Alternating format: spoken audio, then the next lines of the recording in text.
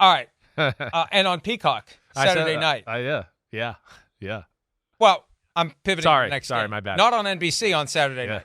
Peacock and NBC in the afternoon. If you just tune into Peacock at 3 o'clock, you'll see the pregame show, you'll see the first game, you'll see the bridge show, you'll see the second game on Peacock. You need Peacock to watch the nightcap on Saturday.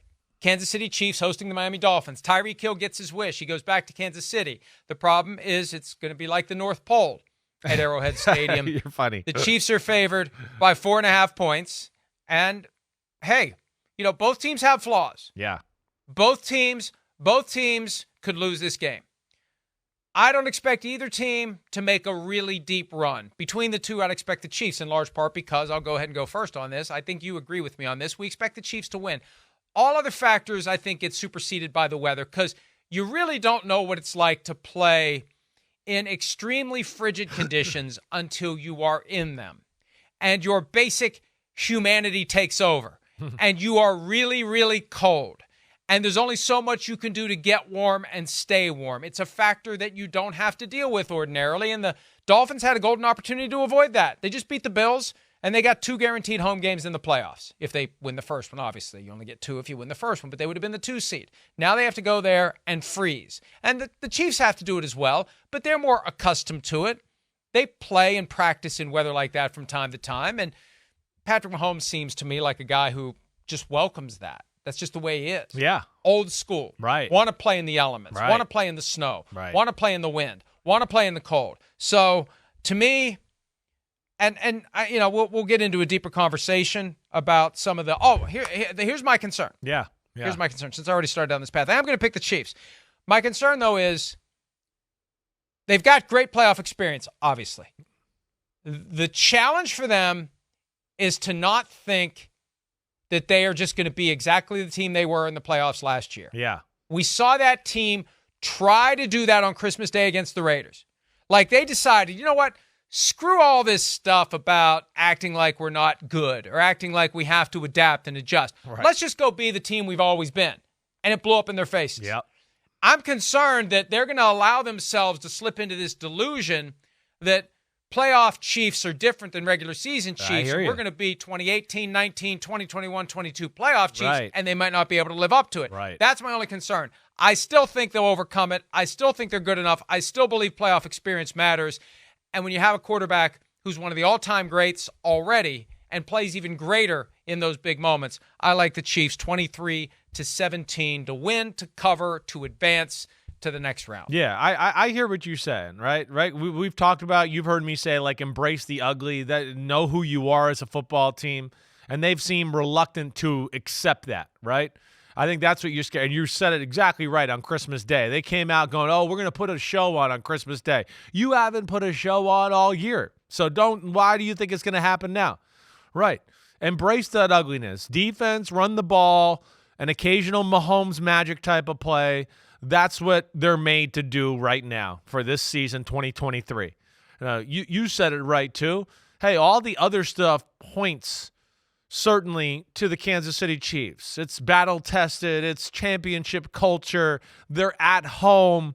The weather certainly doesn't seem to favor the Dolphins. The Dolphins have been getting their ass whooped the whole month for the most part. It hasn't been a pretty month, so they're not coming in like, hey, we feel good. I mean, it's certainly not chest out like it was September, October Dolphins. Right now, it's kind of like, what are we? How good are we? You talk about the injuries they have, right, on their football team. Man, there's a lot there as well. So all of those things line up to Chiefs winning, and I'm like you. I'm picking the Chiefs to win as well. But it does scare me. It does. Why? You know me. I go back and watch the games if they played each other in the regular season. Going back and watching that matchup again. Love what Kansas City's defense does everything. You know that. Spagnuolo thinks outside the box. He's smart. He understands the Dolphins. It's like, take away the screens, take away the toss cracks, don't let them throw a slant over the middle, and all of a sudden their offense starts to look ordinary. We see that with every football team that plays them, right? So that's what's a little scary too, as far as the Dolphins are concerned. But within that, like you mentioned, the Chiefs' offensive struggles all year. I mean, one reverse to Tyreek Hill, one screen, and somebody takes the wrong angle. Oh no! The Dolphins are up 14-0, and there's this shitty Chiefs offense now. They got to come back and do this. That scares me. This will not be one of my best bets. I'm not going to go there with that because of those elements. So I look at that, and then two, Mike, the Chiefs, they scored 2 first-half touchdowns in that matchup in Germany. And then, after that, they could not do anything. Again, literally, it was wow, first downs are kind of hard for them right now. Fangio showed an understanding of their offense. Because they don't have elite firepower at receiver, the Dolphins were capable of playing man-to-man and really making life hard on them that way. So I don't think this will be a pretty offensive showing by any stretch of the imagination, but I am with you and am going to take the Chiefs 24-20. I just don't think this is a Dolphins type of football game, right? We've seen in their losses when a team can play defense and their front seven can kind of make the game ugly, right? They are not the same football team, and they really struggle, and we've seen that in all their losses this year. So you have the Dolphins covering because the spread's 4.5. Yeah. You pick 24-20. I've got the Chiefs winning and covering. And, I watch Hard Knocks every week, and I try to get a feel for the overall mood and vibe of the organization. Yeah, I missed this week. Let me hear it. Yeah. Well, they just got beaten so badly by the Ravens. And they didn't spend a whole lot of time talking about it. They just acted like they lost by 1 point, not, 37. But I just feel like that was the moment that they knew there's a hard cap on what we're going to do this season. You throw in the fact that they have to go play this game in these elements. I just don't know that. And I love Mike McDaniel, but I've seen enough of his speeches this year. How do I put this delicately? Because I love the guy, but it gets to the point where it's just the same thing every week. And maybe they're just picking out the same or similar sound bites. He's going to have to come up with something different to get their attention for this one. Because I think you do get into a pattern, you get into a rhythm, you get into a routine, and you get to a point where it just becomes noise. Yeah. He's really going to need to come up with a way to get them to access some ability to deal with cold, some willingness to ignore the discomfort that's going to come from it. And, you can throw around platitudes. Adversity creates opportunity. That's fine. But you got to go pretty deep in your bag of tricks to motivate this team after what they've been through recently to go to Kansas City and win. And I just don't know that the bag of tricks for a guy that we both love is as deep as it needs to be to come up with something to get these guys ready to go win this game. Yeah, I hear you there. Well, I think you've heard me mention that there's a grittiness or a toughness that I think, is missing with the Miami Dolphins that I'd like to see a little differently. And, you heard me say, and I know we've talked about it a little on air, yeah, the messages and all that are important. Mixing it up, right? Not making the guys always so comfortable, not always spinning it as always so positive.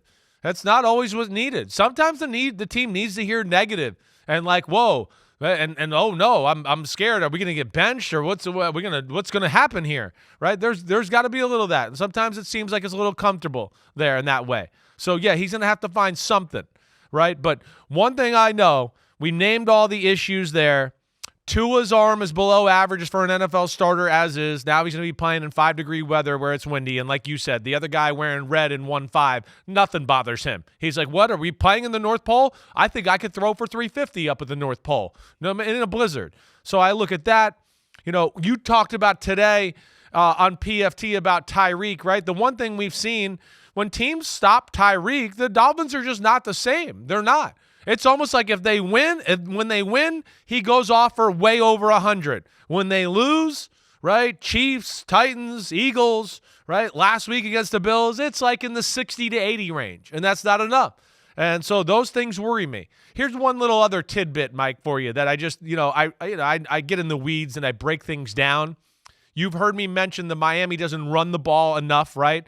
I still don't think they run the ball enough. You go back and watch their 2 touchdown drives last week. The thing they did was run the ball. They're another team that needs to be a little more patient with that, right? Again, when Tua, he can't throw the ball outside the numbers or down the field, you got to make the defenses defend the whole field somehow, some way, and the run game is part of how they can do that. So they need to ride that. But here's the one little inkling, and, I know we'll be watching together, and I'll try to point it out to you when we're watching.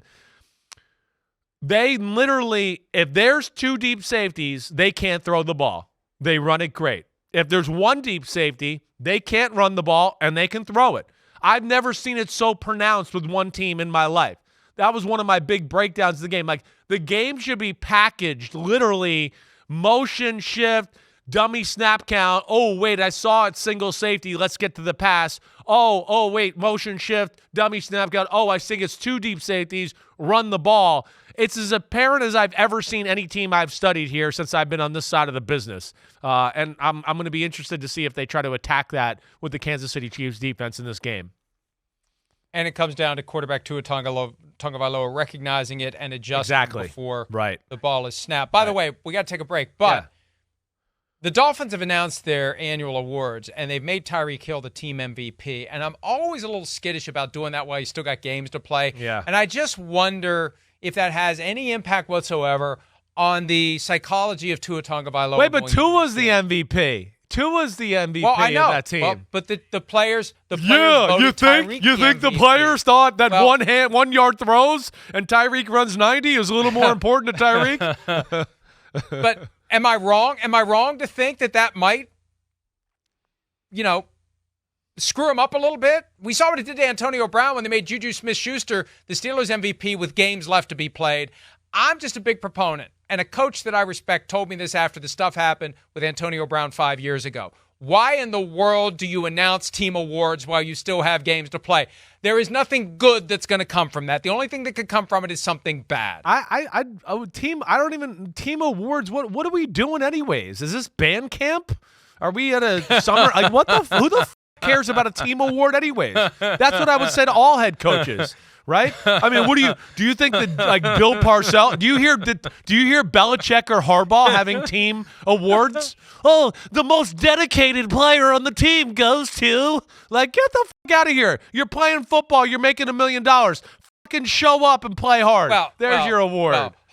Listen, Harbaugh's too worried about team stats that don't mean anything, like preseason wins and consecutive 100-yard rushing games for the team. Yo, what up, homies? Thanks for watching. Remember, subscribe to Chris Simms Unbuttoned. Right now, we got Sunday pod, right? So you can have it Monday morning. We recap all the action. Wednesday, it's the What the Happened podcast. We're going to get deep in the weeds on the key matchups of the week. And then Thursday, I'm picking games with that jerk Florio. So you know where to find us, homies. Keep watching. Peace out. We'll see you.